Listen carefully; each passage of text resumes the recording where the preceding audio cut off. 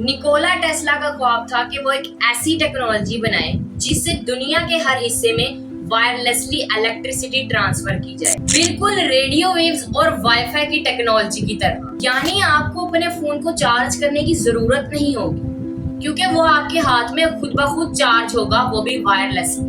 बिल्कुल ऐसे ही जैसे टेस्ला इस पिक्चर में एक लाइट बल्ब को पकड़कर खड़े हैं और ये बल्ब बगैर किसी वायर के जल रहा है, जो दिखाता है कि टेस्ला इस टेक्नोलॉजी को ऑलमोस्ट डेवलप कर चुके थे। पर बाद में एक बड़ा बिजनेसमैन जो अमेरिका में बड़ी बड़ी इलेक्ट्रिकल कंपनीज को ऑन करता था और वायर्स बनाने वाली कंपनीज में भी इन्वेस्ट करता था, वो नहीं चाहता था कि टेस्ला अपनी इस टेक्नोलॉजी को पूरा करे, क्योंकि अगर ऐसा होता तो वो और उसकी कंपनी रातों रात बंद हो सकती। इसीलिए इस बिजनेसमैन ने टेस्ला को अपने इन्वेस्टमेंट के जाल में ऐसा फंसाया कि टेस्ला चाहकर भी अपने प्रोजेक्ट को पूरा ना कर पाए। आखिर कौन है ये बिजनेसमैन और इसने कैसे टेस्ला को वायरलेस इलेक्ट्रिसिटी ट्रांसफर टेक्नोलॉजी बनाने से रोका? आइए आज की इस वीडियो में जानते हैं।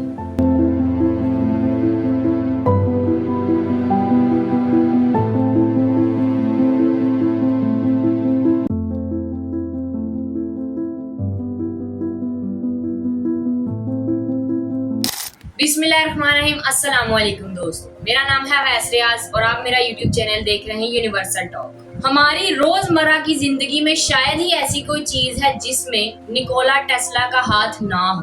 इलेक्ट्रिसिटी से लेकर दुनिया के किसी भी कोने में बैठे फोन पर बात करने तक, इन सभी चीजों में निकोला टेस्ला का बहुत बड़ा हाथ है। इनसे पहले इलेक्ट्रिसिटी को एक जगह से दूसरी जगह भेजना काफी मुश्किल हुआ करता था, लेकिन टेस्ला ने अल्टरनेटिव करंट इजाद करके पूरी दुनिया के सामने अपनी काबिलियत को साबित कर दिया। इनकी जिंदगी में यही वो पॉइंट था जब लोगों ने इन्हें सीरियस लेना शुरू किया, क्योंकि अब वही इलेक्ट्रिसिटी जो पहले डायरेक्ट करंट की फॉर्म में सिर्फ चंद मीटर्स दूर तक ही पहुंचाई जा सकती थी, इसको एसी पावर में कन्वर्ट करके अब हजारों मील दूर फैक्ट्रीज और इंडस्ट्रीज में भेजा जाने लगा। इसके अलावा Tesla hydro electric power system के भी इन्वेंटर थे, जिससे आज अमेरिका की 31% इलेक्ट्रिसिटी और चाइना की 95% इलेक्ट्रिसिटी जनरेट की जाती है। वो टेस्ला ही थे जिन्होंने दुनिया को वायरलेस कम्युनिकेशन सिस्टम का तोहफा भी दिया। ये तो वो इन्वेंशंस थी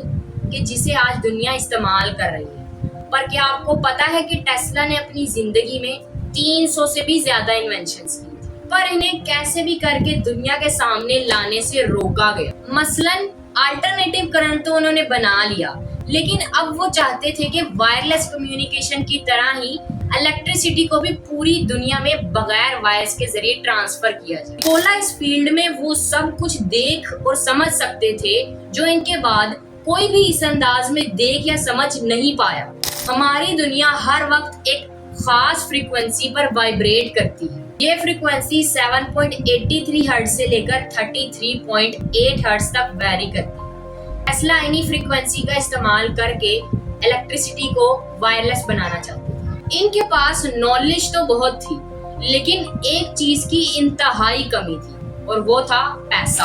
वो अपना आइडिया लेकर एक बहुत बड़े अमेरिकन बिजनेसमैन और इन्वेस्टर जेपी मॉर्गन के पास गए। जेपी मॉर्गन को इनका आइडिया पसंद आया और इन्होंने टेस्ला को $1.5 लाख की फंडिंग देने का फैसला किया। इलेक्ट्रिसिटी को बगैर तार के ट्रांसमिट करने के लिए टेस्ला ने न्यूयॉर्क में ही अपने एक्सपेरिमेंट्स शुरू कर दिए। इन एक्सपेरिमेंट्स में एक टावर भी था, जिसे देखकर लोग बहुत खौफजदा होते और अक्सर कंप्लेन्स भी करते थे। इसीलिए टेस्ला ने अपने एक्सपेरिमेंट्स कोलोराडो में शुरू कर दिए और वहां एक नया 180 फीट लंबा टावर खड़ा कर दिया। टेस्ला का मानना था कि वो इस टावर की मदद से अब पूरी दुनिया में वायरलेस इलेक्ट्रिसिटी भेज सकेंगे, और वो भी अर्थ की नेचुरल वाइब्रेशन इस्तेमाल करके। अब शायद आपके दिमाग में सवाल आया होगा कि टेस्ला टावर्स जो कि पूरी दुनिया में वायरलेस इलेक्ट्रिसिटी भेजेंगे, तो इससे आपको करंट लग सकता है। लेकिन आप ये भूल रहे हैं कि टेस्ला एक जीनियस थे और उनके पास इस तरह की प्रॉब्लम्स का एक हल पहले से ही मौजूद था, जिसमें अर्थ के एटमॉस्फेयर में करंट तो होगा, लेकिन वो इंसानों को लगेगा नहीं, क्योंकि इस टावर से निकलने वाले इलेक्ट्रॉन्स आपकी स्किन पर फ्लोट होकर वापस अर्थ में चले जाएंगे। इस फिनोमिना को स्किन इफेक्ट कहते हैं। अब जेपी मॉर्गन, जिन्होंने टेस्ला की इस प्रोजेक्ट को फंड किया था, वो इस दौरान इलेक्ट्रिकल वायर्स और इनकी इंसुलेशन बनाने वाली फैक्ट्रीज में भी बहुत बड़े इन्वेस्टर थे। इनको शायद मालूम पड़ चुका था कि टेस्ला अपने एक्सपेरिमेंट्स में कामयाब हो चुके हैं और अगर ऐसा हो गया तो ये चीज इनके इलेक्ट्रिकल वायर के बिजनेस को हमेशा के लिए बंद करवा सकता है। इसीलिए इन्होंने टेस्ला को मजीद पैसे देने से ना सिर्फ इनकार किया बल्कि दूसरे इन्वेस्टर्स को भी कहा कि टेस्ला के इस प्रोजेक्ट में इन्वेस्ट ना करें। निकोला टेस्ला करते तो क्या करते, अगले कई सालों तक वो वायरलेस इलेक्ट्रिसिटी का ख्वाब लिए जीते रहे और जब वो इस दुनिया को छोड़ गए तो अगले 10 सालों तक गवर्नमेंट ने इनकी प्रॉपर्टी पर कब्जा कर रखा था। इनका जितना भी रिसर्च वर्क था वो अगले कई सालों तक सीक्रेट फाइल बना रहा और आज तक टेस्ला की वायरलेस इलेक्ट्रिसिटी का फॉर्मूला पब्लिक नहीं किया गया। वो अपनी जिंदगी में कहा करते थे कि अगर आपको यूनिवर्स के सीक्रेट्स का पता लगाना है तो इसको एनर्जी, फ्रीक्वेंसी और वाइब्रेशन के अंदाज से देखना शुरू कर दो। शायद वो सच्चे थे क्योंकि इनकी मौत के बाद साइंसदानों ने फ्रीक्वेंसी और वाइब्रेशन पर रिसर्च करना शुरू की तो वो ये देखकर हैरान रह गए कि दुनिया की हर एक चीज अपनी खास फ्रीक्वेंसी पर वाइब्रेट कर रही है। एक चीज की फ्रीक्वेंसी को समझकर दूर पड़ी दूसरी चीज में वाकई में ना सिर्फ एनर्जी को ट्रांसफर किया जा सकता है बल्कि इसे कंट्रोल भी किया जा सकता है। निकोला टेस्ला जिस वायरलेस एनर्जी ट्रांसफर की बात कर रहे थे वो शायद यही थी। तारीख गवाह है कि पिछले 150 सालों में जितनी भी जंगें हुई हैं वो ज्यादातर तेल की बेसिस पर हुई, जैसा कि war of gulf, Kuwaiti oil fire, Iraq war और हत्ता के वर्ल्ड वॉर 1 और 2 में भी ऐसे कई ऑपरेशन थे जिसमें ऑयल रिजर्व्स को टारगेट किया गया। जिस फॉसिल एनर्जी की वजह से आज दुनिया में इतनी जंगें हो गई, सोचने की बात यह है कि अगर हर कोई अर्थ की फ्रीक्वेंसी इस्तेमाल करके फ्री इलेक्ट्रिसिटी या एनर्जी बनाए तो इस तेल की आज दुनिया में कोई डिमांड न रहे। इन सब चीजों के साथ साथ टेस्ला की और भी कई इन्वेंशंस थी जिनको पूरी तरह खत्म कर दिया गया, जैसा कि डेथ रे बीम जो कि एक मैस डिस्ट्रक्शन वेपन था। 1934 में एक इंटरव्यू में टेस्ला ने बताया कि ये वेपन हजारों मील दूर लाखों लोगों की जान ले सकता है। ये टेस्ला का एक नया इलेक्ट्रिक वेपन था जो 500 मिलियन वोल्ट्स पैदा कर सकता था। इसके अलावा टेस्ला ने थॉट कैमरा का आइडिया भी दिया था।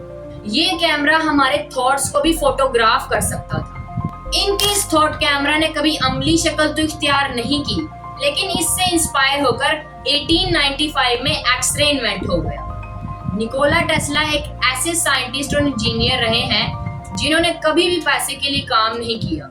अगर वो चाहते तो अपनी इन्वेंशन से बहुत पैसे कमा सकते थे, लेकिन जब उनकी मौत हुई तो उनके पास इतने भी पैसे नहीं थे कि वो उससे अपने होटल का बिल क्लियर करा सके। 7 जनवरी 1943 को इनके होटल रूम से इनकी डेड बॉडी मिली। ऑफिशियल्स का कहना है कि ये एक नेचुरल मौत थी, लेकिन लोगों की एक बहुत बड़ी तादाद ये समझती है कि निकोला टेस्ला को मारा गया था। और साथ ही ये सोच कर देखें कि इनका वायरलेस इलेक्ट्रिसिटी प्रोजेक्ट कितना कॉम्प्लेक्स था कि आज तक तकरीबन 1 सदी गुजरने के बावजूद भी हम वापस किसी ऐसी चीज को डेवलप नहीं कर पाए। अब आपको क्या लगता है कि इसके पीछे बड़े बड़े बिजनेस होल्डर छुपे हुए हैं जो कि ये चाहते ही नहीं कि हम ये वायरलेस टेक्नोलॉजी इस्तेमाल करें? अपनी राय कमेंट बॉक्स में जरूर शेयर करें। Thank you and subscribe.